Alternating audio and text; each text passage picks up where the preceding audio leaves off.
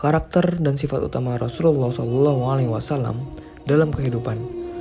Nabi Muhammad SAW adalah nabi terakhir yang memiliki banyak sifat terpuji dalam dirinya. Kita sebagai umatnya sudah seharusnya mengikuti sifat-sifat beliau yang sudah pasti akan menuntun kita ke dalam kebaikan. Berikut adalah beberapa sifat Rasulullah dalam kehidupan sehari-hari. Yang pertama adalah sifat siddiq. Sifat siddiq ini memiliki arti jujur atau benar. Sifat Nabi Muhammad siddiq ini tersirat dalam kehidupan sehari-hari sebagai pembisnis atau pedagang. Sebagaimana informasi yang tertera dalam Al-Quran, Rasul memiliki sifat mustahil yaitu berbohong. Dengan sifat siddiq ini, Nabi Muhammad menjadi teladan di sahabat-sahabatnya dan juga disegani oleh lawan-lawannya. Dengan sifat jujur ini, kita bisa ambil bahwa kejujuran dapat menjauhkan kita dari bahaya. Yang kedua adalah sifat amanah. Sifat amanah itu berarti dapat dipercaya. Nabi Muhammad memiliki julukan Al-Amin yang artinya dapat dipercaya. Sebagaimana yang kita ketahui juga, mustahil para rasul memiliki sifat khianat dan Nabi Muhammad merupakan salah satu rasul, sehingga dia tidak memiliki sifat khianat. Sifat ini memiliki kekuatan untuk membangun kepercayaan satu sama lain di antara umat-umatnya. Yang ketiga adalah sifat tabligh. Tabligh itu artinya menyampaikan. Sifat tabligh dalam diri Nabi Muhammad SAW tercermin dalam bagaimana Nabi Muhammad menyampaikan wahyu dari Allah Subhanahu wa Ta'ala kepada sahabat dan umatnya, yang kemudian menjadi pelajaran penting bagi umat Islam di dunia sampai sekarang.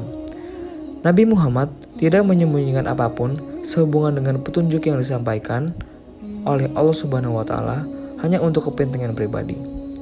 Tapi Nabi Muhammad SAW menyampaikan sesuai dengan maksud dan tujuan kepada umatnya melalui malaikat Jibril. Yang keempat adalah sifat fatonah. Sifat Nabi Muhammad yang keempat itu memiliki arti cerdas.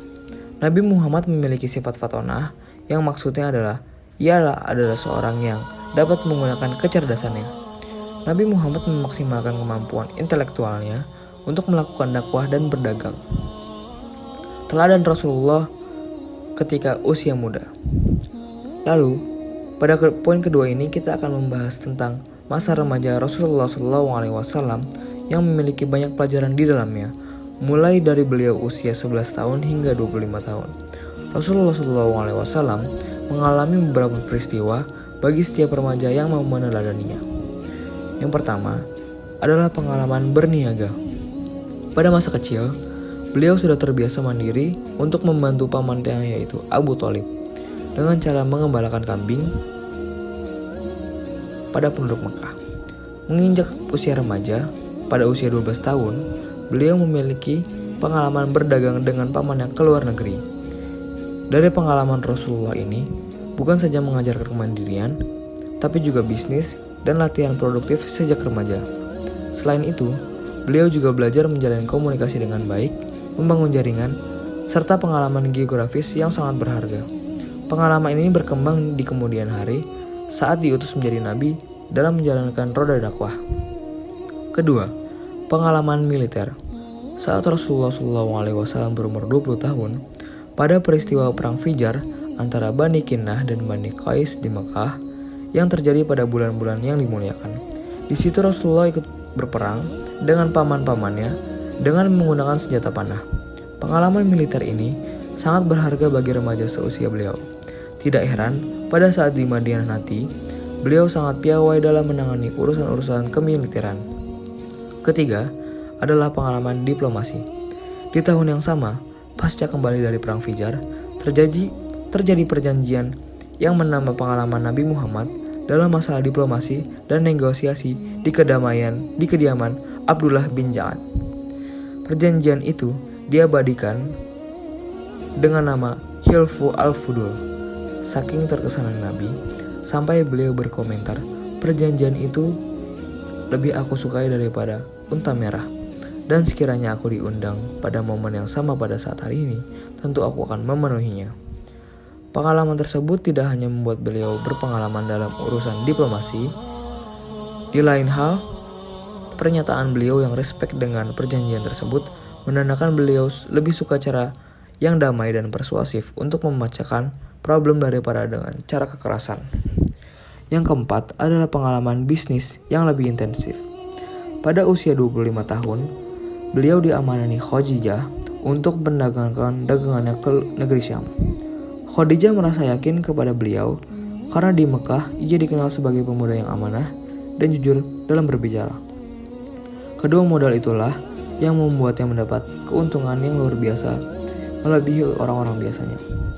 Dari situ bisa kita lihat bahwa sistem perdagangan yang diterapkan Nabi pada saat itu adalah sistem perdagangan berbasis akhlak mulia.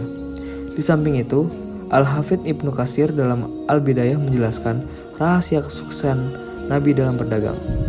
Keuntungan yang bisa berlimpah ruah karena selain dagangan yang dibawa dari Mekah itu habis, beliau juga membeli barang-barang dari Syam yang kemudian dijual di Mekah yang akhirnya pun laris. Kelima, menikahi Khadijah.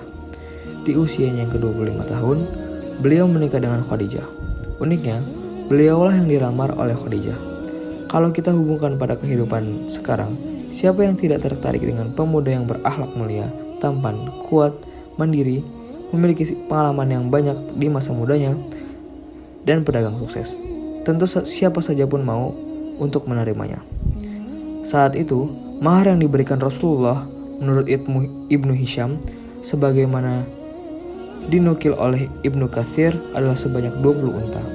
Jika harga unta standar adalah 15 juta, maka bila dikonversikan, mahar beliau ketika itu adalah sebanyak 300 juta. Bayangkan, itu aja baru maharnya, apalagi biaya yang lainnya. Dari masa remaja Rasulullah SAW, kita dapat ambil pelajaran penting bagi para remaja. Pertama adalah kemandirian. Yang kedua adalah keuletan dan ketangkasan. Ketiga adalah membangun jaringan dan wawasan geografis. Yang keempat adalah akhlak mulia. Dan yang kelima adalah jika sudah mampu menikah, maka segera menjalankannya. Intinya, ketika remaja, beliau tidak pernah menyia-nyiakan waktu dan senantiasa bekerja keras, tidak berleha-leha.